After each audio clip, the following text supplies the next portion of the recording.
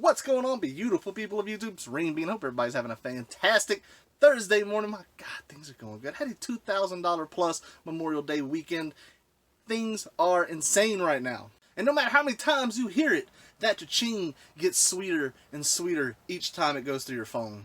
There's a few things in this video I want to talk about. Like number one, like the things to look out for right now. What exactly is selling so quickly and for amounts that you would have never thought of? Secondly, I want to talk about the controversial subject of pulling games from your collection while these spikes are so high to sell them knowing you're going to get them again. So with that said, guys, sit back and relax. Let's talk about it.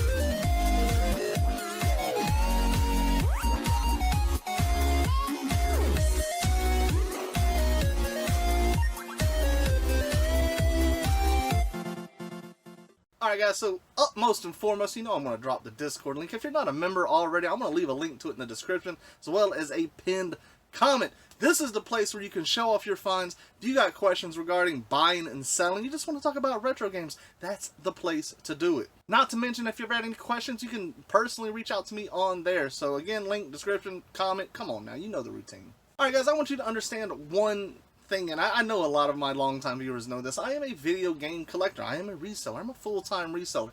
I love video games. As you can see, this room is jacked full of them. It is my personal hobby. If you don't have hobbies in this world, you got to be a very boring person, a very stagnant person to be around. Some people like to collect stamps. Some people like to poke at a pile of shit with a stick. I don't know. It's just the way it is. Have a hobby, whether it's reselling, whatever it may be. It's a good thing to have. I remember a long time ago making a video on the different types of collectors. You know, you got shelf collectors.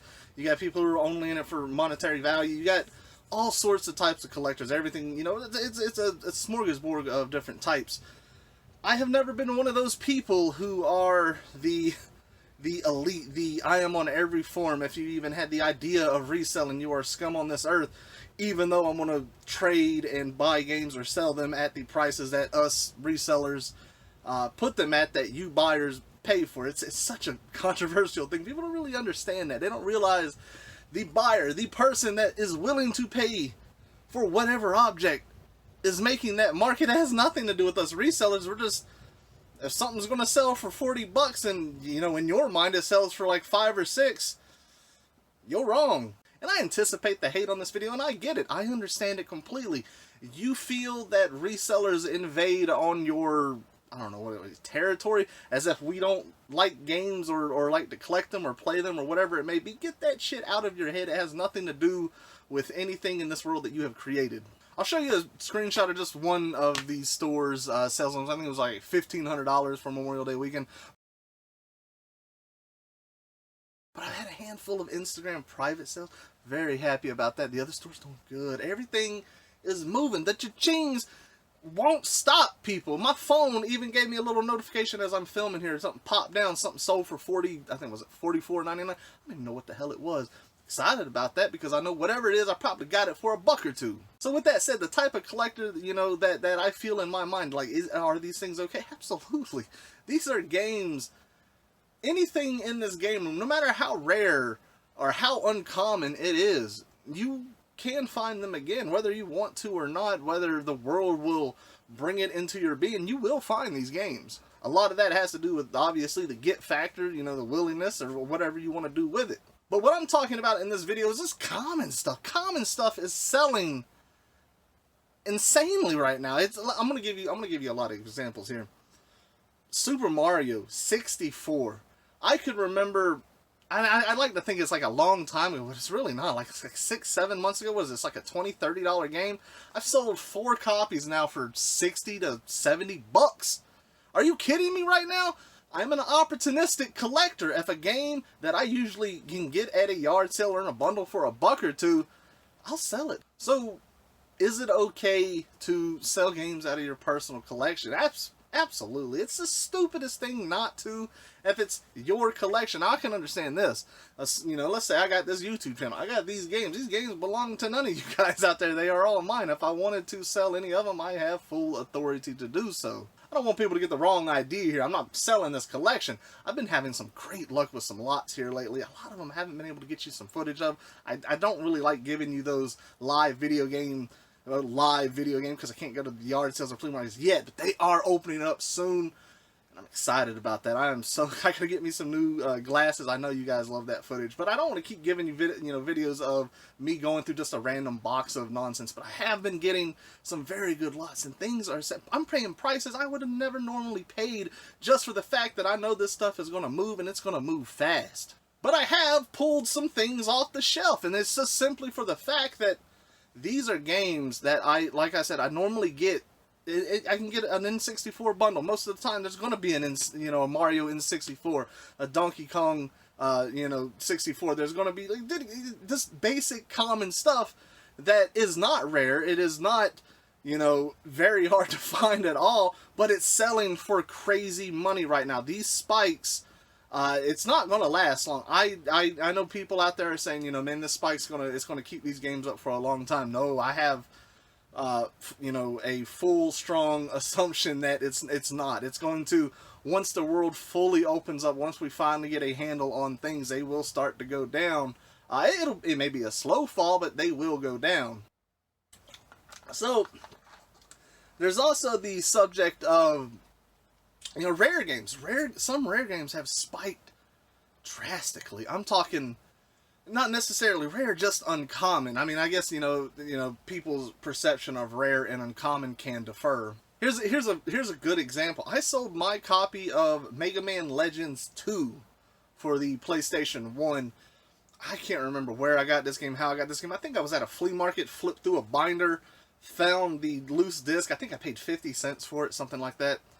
It was just a loose disc, and I ended up having a saved search result on eBay, and completed it for under 30 bucks. I sold it for $200. And it's not necessarily because that game has risen in price. It stayed the same for a long time. But one thing that this lockdown has done for a lot of people is they want to relive a lot of those memories. Some of them are willing to pay a good bit of money. Now, that is a game I might not find very easily in the future, but it is a game that I can, of course, find. It's not completely out of the books. A lot of people have this assumption with their games that once it's gone, it'll never come back. I want you to personally look into yourself and think, how many times have I found this game? How many times have I sold it, traded it, whatever it may be? And you will come to the realization that, yeah, you may have a personal copy.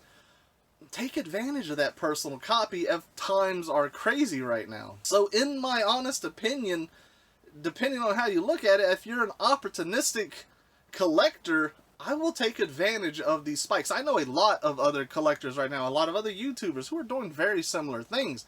They're the smart ones, in my opinion. If you have games on the Wii, common stuff that you find all the time. I cannot tell you how many times I have found Animal Crossing on the GameCube. The game's selling for almost $100 right now. Are you telling me that I'm going to hold on to my copy that I paid $1 for? If I'm not playing it, I've already played it. It's a fantastic game. Who knows? Maybe I'll go back to it one day if I find it again, which I most likely will. I'm going to sell it. So the things that, honestly, I would recommend pulling out of your collection or to be on the lookout for, whatever it may be, that are selling like just hotcakes that have spiked very well. Number one, and in my opinion, a lot of people would say Wii's are slowing down. Wii consoles are slowing down. The games are, in my opinion, slowing down, maybe dropping a little bit. It's just such a surplus. So much of them online. The competition may be a bit higher.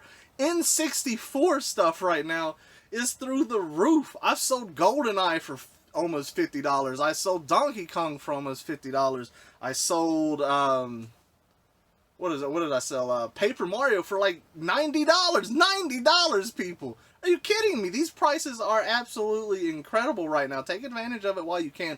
And I can completely understand the reasons why you won't. I don't want you to have that thought in the back of your head, like, I won't ever find this again. I love it too much. It's my personal, I could say, if it's your personal copy, I could understand that. But if you find this game again, whatever, maybe sell it.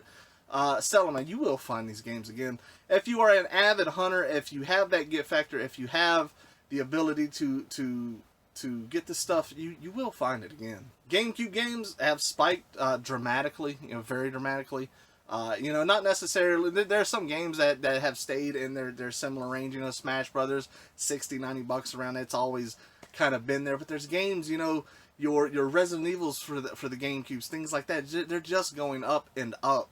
Again, same with original Xbox games. You know, Stubbs the Zombie, Futurama. These are games that, you know, a year ago would have been 30 to 50 bucks, and now $150. I'll tell you a very good bit of advice if you're wondering what type of stuff is selling, what is moving now when it comes to any of the systems. And this is simple. Go to eBay, type in, I usually use the mobile app. Like, let's say I type in N64, it's going to get right at the top of the search results before you actually hit enter. It's going to say either video games or video consoles, video game consoles. Click video games and then hit recently sold listings, and you're going to see not only obviously what recently sold, but you're going to see what people are buying, what are they buying a lot of, and of course the price they're paying. You scroll down there and you just start seeing multiple copies of Diddy Kong Racing, and you're like, $30, that was like a $10 game, you know, and you kind of get the idea. I do that with, you know, Xbox, PlayStation. Some things aren't selling as good, you know, Sega Genesis stuff. It's kind of always been the same. PlayStation 1 stuff selling pretty decently, but everything is moving. The price spike is there. So anyways, guys, that's all I got for this video. I'm bringing these back. I'm bringing you back my 2-cent videos, the opinions. I know some of you guys liked them, and I know I've been so bad here lately at pumping out content, but that is changing. I've been feeling so much better. Things are turning up for me, guys. So with that said, to everybody out in this wonderful, beautiful world, stay safe, take care, and enjoy the rest of your day.